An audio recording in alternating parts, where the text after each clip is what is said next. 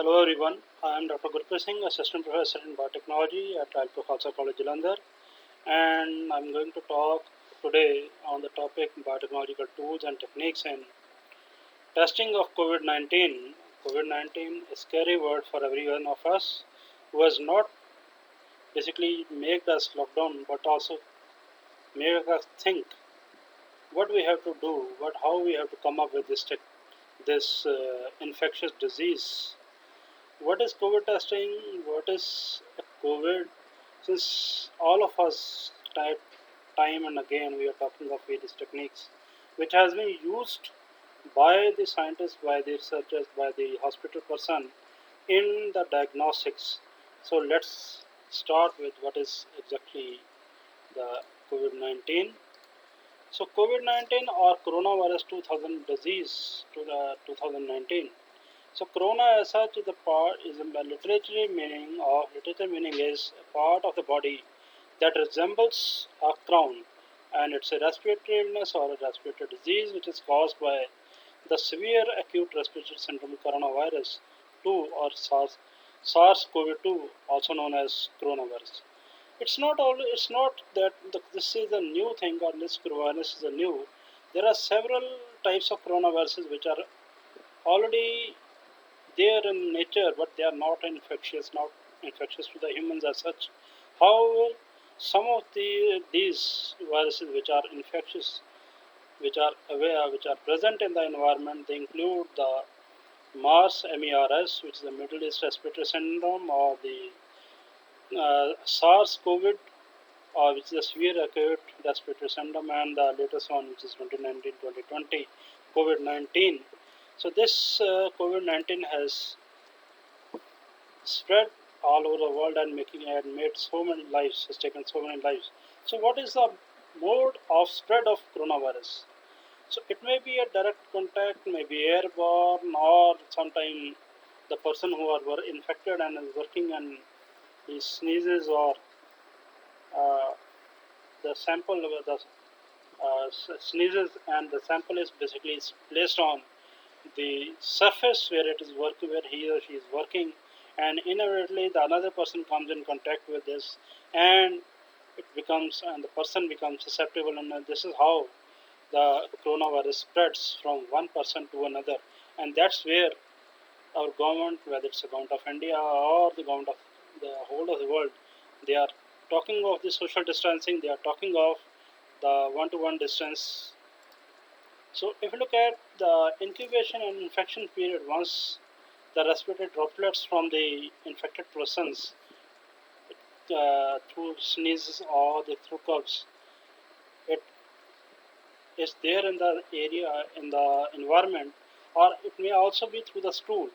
So the incubation for incubation and infection period is around 1 to 14 days. That's what I think is that say that 14-day incubation period is necessary, or and once the infection person is established with an infection, the primary symptoms are fever, cough, shortness of breath or diarrhea, and if it becomes severe, it causes pneumonia, your severe acute respiratory syndrome, or kidney failure, or the deaths. And it has already been seen that around more than 1 lakh people they have already died due to this, and no such specific vaccine for the treatment is still available, and it is again in the stage of development. So looking at the molecular perspective, because what we are talking generally that this and we are scared this is a COVID, but what is the exact structure? What is the structural component of this coronavirus? Basically, it's a RNA based virus. That means the genomic component is the RNA. Along with this, there are certain structural proteins which include the nucleic acid proteins, which is designated as N, or the spike protein S, or the envelope protein, which is E, and the membrane protein, and they are basically playing a different role at different stages of virus development in the body, whether it's binding to the genome and making a nucleic acid, or and helps in entry of the coronavirus or the SARS-CoV-2 to the body, makes an interaction form, they develop, and ultimately determine the shape of this coronavirus. And so once person sneezes, the another person is going to get infected. Basically, the sneezing, the virus comes out of the mouth and comes to the contact with the membrane, maybe through skin or maybe a cell membrane. So it comes into contact with the cell membrane, and the very first thing that it encounters is the transmembrane protein ACE2. So this ACE2, it comes in contact with the ACE2 and then moves inside the cell via the endocytosis pathway. The RNA molecule is then, or the RNA genomic material, which is RNA, is kept basically released into the cell where it gets replicated with the help of the host machinery, and it divides, and with the help of another NCR, this various types of nucleic acid proteins, basically it is multiplied and cause the infection.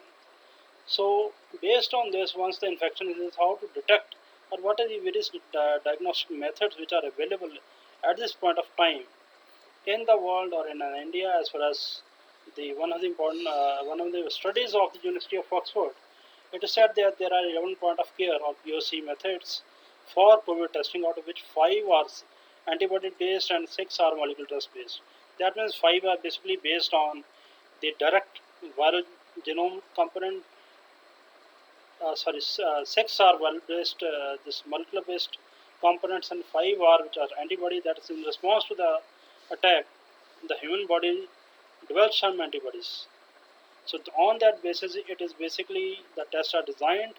So I'm going to discuss in a little brief on this test and how basically these tests are analyzed. So diagnostics, as this is clear from this diagram, that once the virus will come in contact with the human body, it moves inside the lungs to the another areas of the body and cause infection, ultimately choking the area and causing breathlessness. So at this stage, the RT-PCR real-time reverse transcripted PCR machines, they are highly helpful. There are another methods which are high throughput sequencing method, the ELISA based, which is antibody based methods, or the common routinely method which are used. And again we have the CT scans. So all these detection methods are based on the interaction with the protein or the antibody or the genomic material or as such, which are derived from the infection of the body, and in response to that there are various components that get initiated or activated, whether it's the components related to replication or antigen presentation or cellular immunity or the humoral immunity, and these components get detected with the help of the quantitative or the qualitative methods. So commonly used method which I employed for COVID testing or RT-PCR. So it's a real-time reverse transcription PCR machine or polymerase chain reaction, and it's the current standard test for COVID-19. Along with that, there are LAMP components. LAMP is nothing but it's a loop-mediated isothermal amplification, and it's a new method, simple but it's less work. And third one is the lateral flow immunoassays for and the ELISA. This is again a quick method to analyze the COVID. So this diagram clearly indicates the brief pathway that how the detection is done. First, whether we are talking of PCR based or the antigen testing. So in this case, the RNA viral sample is taken from the patient. RNA is isolated, and then this RNA is converted to the DNA, followed by the amplifications. Of the more the amount of presence of the DNA, viral DNA, more is amplification and more is the chances of infection. Whereas in this case, blood sample is taken, and from the blood sample it's basically put on the slide. We'll discuss a slide later. That on that slide there are some antigens. So there's the antibody antigen interaction that basically interaction, and that interaction gives rise to whether the viral antibody is present or not. So what is the RT-PCR, how it works? Basically there are so many machines which are developed by different companies, whether it's Applied Biosciences or Biolad or Roche or any other. So these machines, what they do is either go for the one-step PCR method or the two-step. One step is nothing. In this case, all the components are basically added in the one tube, which contains the mRNA derived from the viral, the enzyme, which is the resistance transcriptase, DNA polymerase and the buffer systems, and the reaction is carried out, and the results are analyzed on the quantitative basis, or the two-step PCR. And the two-step PCR is nothing but the, the RNA is first converted to the cDNA or the complementary DNA, and once that complementary DNA is there, it's basically amplified, and the amount of virus which is present based on the amount of cDNA is quantitatively analyzed.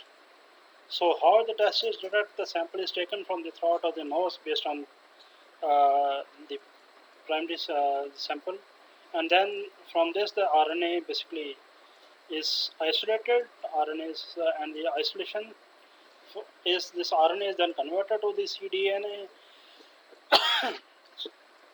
So this cDNA is then again amplified using the fluorescent dyes, and more the presence of the viral DNA, more is the fluorescence, and that's basically the basic basis of this test. And positive or negative test, negative reporting is basically it's done on the basis of the normalization of the threshold value.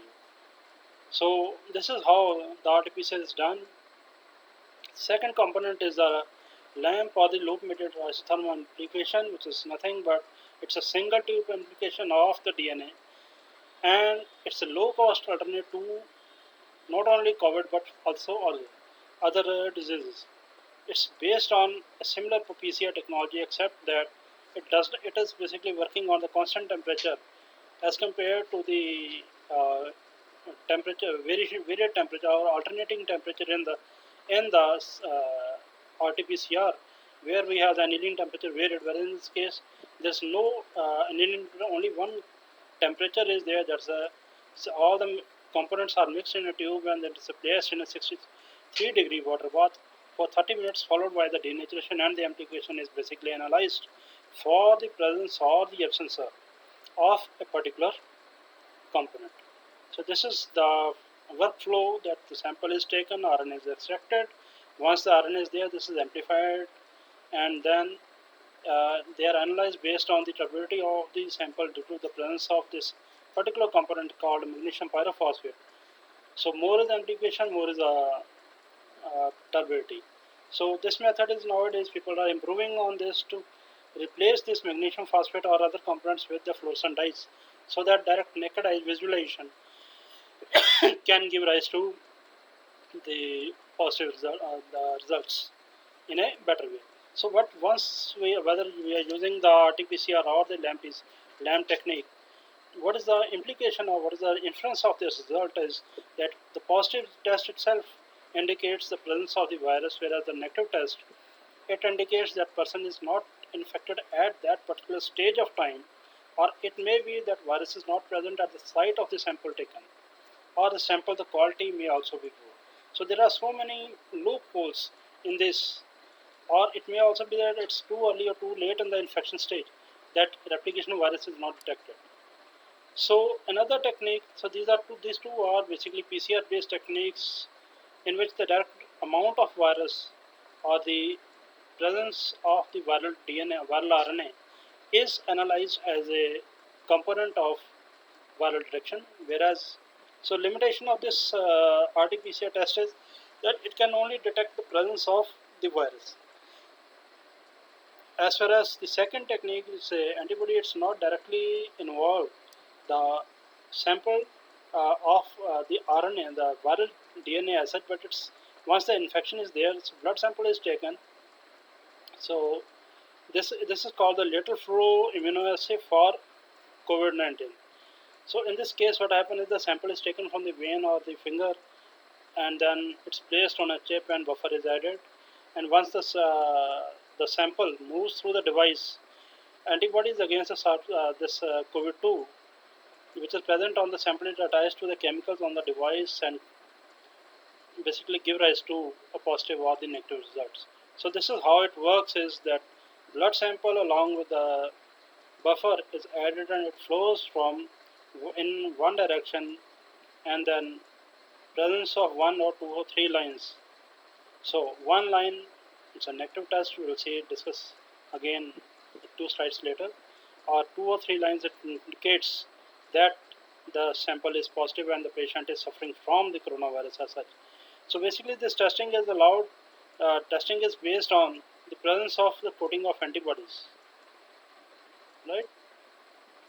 So this is how the fabrication is done. Fabrication is the flow of the. This is basically that it's a simple glass slide of plastic strip on which the sample pad, the conjugation pad, so sample is applied over here, and the buffer is added at flows, and there are immunoglobulins, IgM, IgG, and the control sample. So when it moves, it will interact with all the three. So what will happen?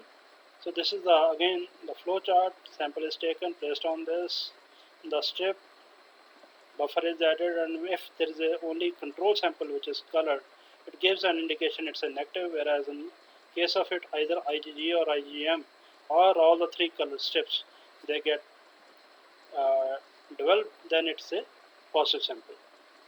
So what does it indicates? The test presence basically studies the production of antibodies in response to SARS-CoV-2, and the result indicates that antibodies detect the antibody lateral flow immunoassay detects antibodies to the virus and does not detect the virus itself. So what we can say is that since all these techniques they require the biotechnological skills and biotechnological uh, knowledge, not only in the basic from the basic to light field, but also on the interdisciplinary approaches, whether we are talking of studying the fluorescence or we are talking studying of the interaction or development of the chips. For this, or we have the knowledge, we must have the knowledge of drug delivery and development, and we also have the knowledge of bioinformatics, genomics, or proteomics, or molecular biology, or any allied field, including biophysics, biochemistry, and everything, so that we are able to combine, we are able to excel and develop the kits, develop the various components for the future also. So in the end, I would like to say that for the buddy students, the time to join various fields of basic applied biotechnology and allied sciences, and coronavirus has really made us sit and think what is going to be the scenario of education in the future with reference to the development of kit or with development to the online learning, everything. So I'm highly thankful to the principal of the college, Dr. Rupinder Singh Samra, for encouragement and support. So thank you all. Thank you very much. Stay home. Stay blessed. Thank you.